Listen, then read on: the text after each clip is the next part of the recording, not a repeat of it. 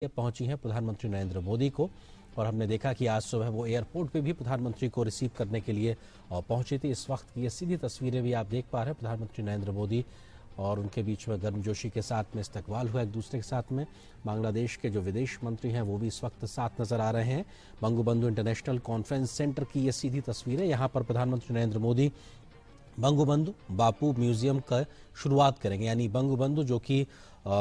मुजीबुर रहमान साहब हैं, और उसके अलावा बापू महात्मा गांधी, यानी दोनों की जो साझा विरासत या कहा जाए उनकी जो यादें हैं सजोकर एक जगह पे रखी गई हैं। ऐसे एक म्यूजियम की शुरुआत होने जा रही है, बेहद महत्वपूर्ण अपने आप में भारत और बांग्लादेश के लिए, क्योंकि जो मान सम्मान और प्रतिष्ठा महात्मा गांधी की हिंदुस्तान में है, उसी प्रकार की मान सम्मान प्रतिष्ठा बंगबंधु की बांग्लादेश में है। ऐसे में दोनों ही देशों के ऐसे महान शख्सियत जिनका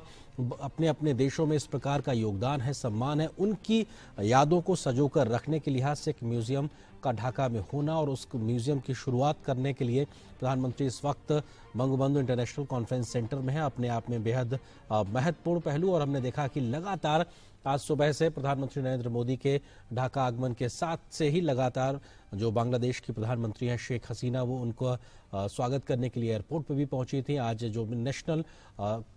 डे सेलिब्रेशन का कार्यक्रम हुआ उसमें भी वो लगातार मौजूद थी, और अभी भी इस वक्त प्रधानमंत्री के साथ में शेख हसीना लगातार मौजूद हैं। और रेड कारपेट एक तरीके से ये बताता है किस तरीके से प्रधानमंत्री मोदी का स्वागत किया जा रहा है, और ये तस्वीरें इस बात की गवाह है। और वहाँ पे जो म्यूजियम में जो चीज़ें सजो के रखी गई हैं उसके बारे में प्रधानमंत्री जानकारी हासिल करते हुए कि आखिर किस तरह से, क्योंकि तस्वीरों में साफ तौर पर एक तरफ महात्मा गांधी दिखाई पड़ रहे हैं तो दूसरी तरफ शेख मुजीबुर रहमान है, और मुजीबुर रहमान के साथ में शेख हसीना जी की फोटो है, तो बापू के साथ में प्रधानमंत्री नरेंद्र मोदी की फोटो। ये अपने आप में मौजूदा नेतृत्व को दिखाता है और उन नेतृत्व को दिखाता है जिन्होंने इन दोनों देशों की निर्माण में, इस प्रकार के भारत की आज़ादी की बात की जाए उसमें बापू के रोल की बात की जाए, या फिर बंगबंधु का जो एक योगदान था बांग्लादेश के निर्माण में, वो कहीं ना कहीं साफ तौर पे इस तस्वीर में झलकता है। और ये भारत और बांग्लादेश की आपसी मैत्री की भी साझा तस्वीर, साझा विरासत, ये अपने आप में तस्वीरें बहुत कुछ बोलती हैं। इस छत के नीचे ये सहेज के रखा गया है। हिंदुस्तान की तस्वीरों के लिहाज से अगर बात की जाए तो महात्मा गांधी का योगदान दुनिया जानती है। सत्य अहिंसा के माध्यम से किस तरह से एक रक्तहीन क्रांति, जैसी क्रांति जिसमें शांति के साथ वो आगे गए, किसी अस्त्र के साथ आगे नहीं गए, ऐसी एक क्रांति का को देने वाले, दुनिया को एक सत्य और अहिंसा का पाठ पढ़ाने वाले महात्मा गांधी के संदेशों को सहेजना इस प्रकार के म्यूजियम में, ये बांग्लादेश के ढाका में है, ये म्यूजियम है, अपने आप में बेहद महत्वपूर्ण।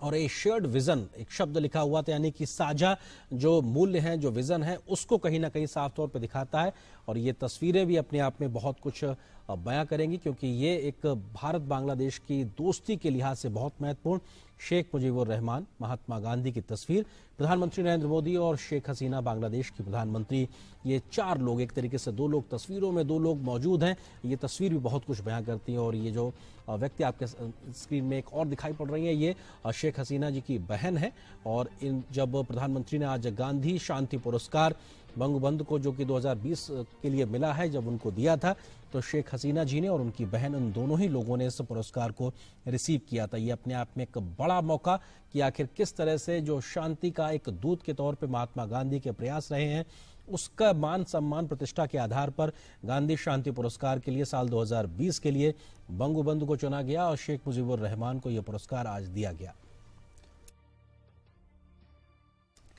और प्रधानमंत्री नरेंद्र मोदी बांग्लादेश की प्रधानमंत्री शेख हसीना से इस वक्त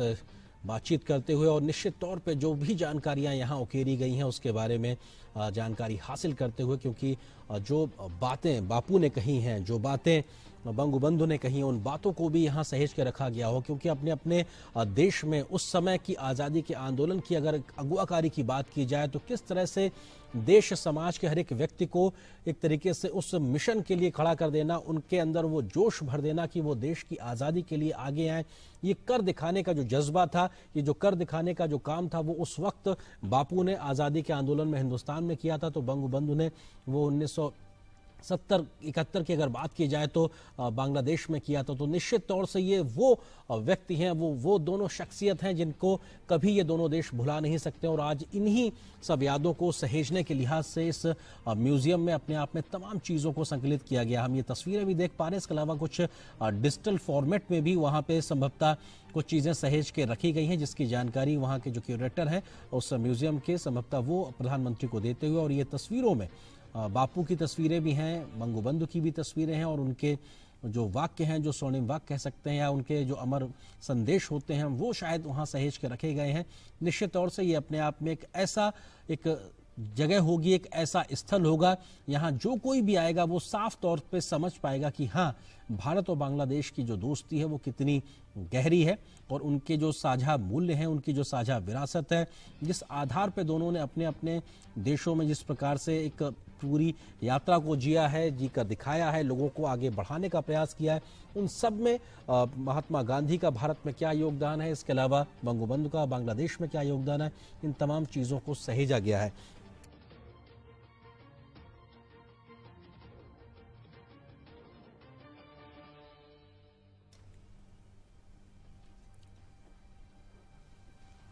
तो निश्चित तौर से ये तस्वीरें अपने आप में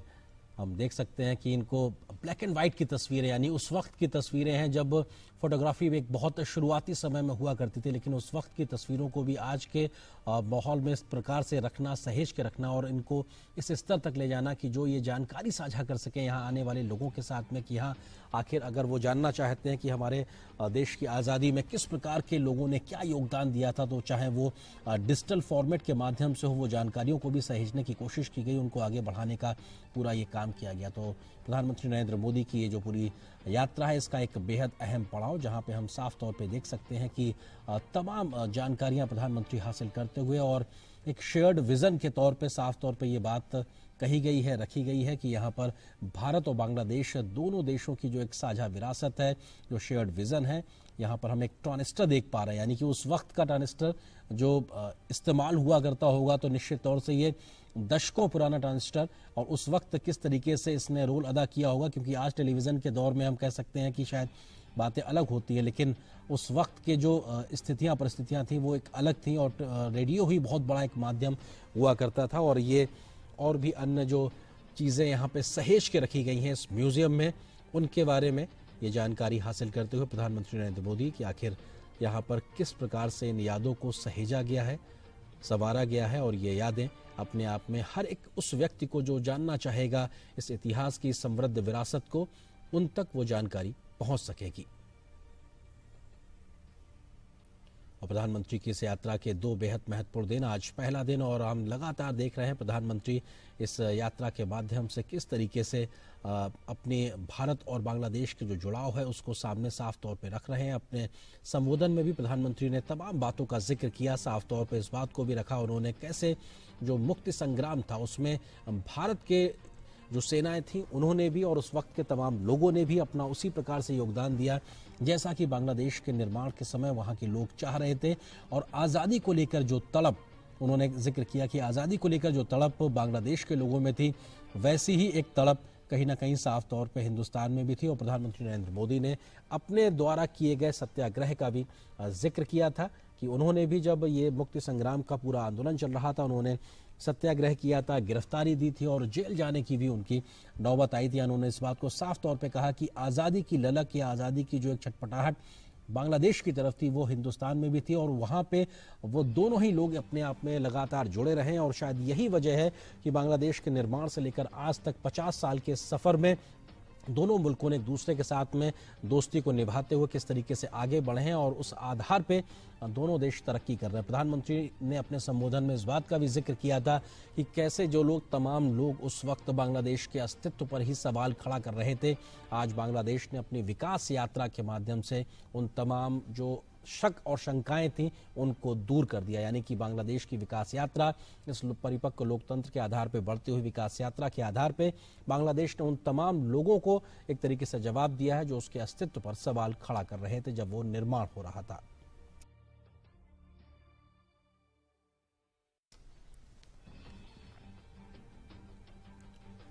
और कई ऐसी तस्वीरें जिसमें हम साफ तौर पर देख सकते हैं शेख मुजीबुर रहमान, जिन उनकी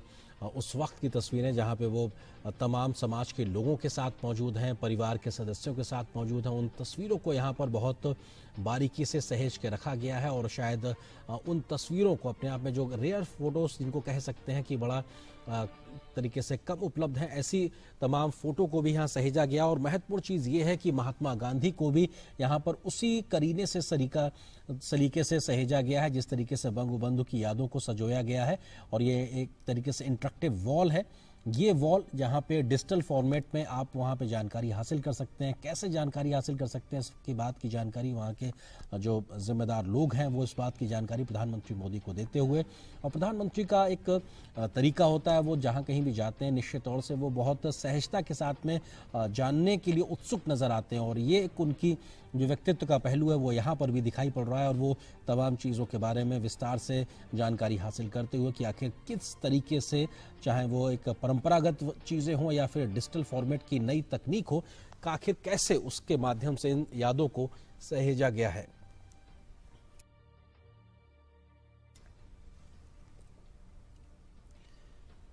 ये ढाका का इंटरनेशनल बंगबंधु कॉन्फ्रेंस सेंटर, जहां पर बंगबंधु बापू म्यूजियम की अब शुरुआत आज की है प्रधानमंत्री नरेंद्र मोदी में है। और ये अपने आप में बेहद महत्वपूर्ण तस्वीरें इस लिहाज से, तब जबकि भारत और बांग्लादेश दो देशों के जो राजनयिक संबंध है उनके 50 वर्ष पूरे हो रहे हैं। ये तस्वीरें बहुत कुछ कहती हैं। हालांकि एस्केलेटर पे ये दो नेता एक साथ जा रहे हैं, लेकिन ये दिखाता है कि कैसे विकास के रास्ते पे दो देश एक साथ चल सकते हैं, कैसे विकास के रास्ते पे दो नेता एक साथ चल सकते हैं अगर हम साझे मूल्यों के साथ चल सकते हैं। तो निश्चित तौर से एक प्रतीकात्मक तस्वीरों के तौर पर देखा जाए तो ये तस्वीर बहुत कुछ बयां करती है कि हम साथ साथ कैसे कदम ताल करते हुए आगे बढ़ सकते हैं। और अगर हम आगे बढ़ते हैं तो पूरा मुल्क एक साथ आगे बढ़ सकता है, क्योंकि ये जो तमाम डेलीगेशन उनके साथ में वो भी साथ उनके सफर कर रहा है। तो ये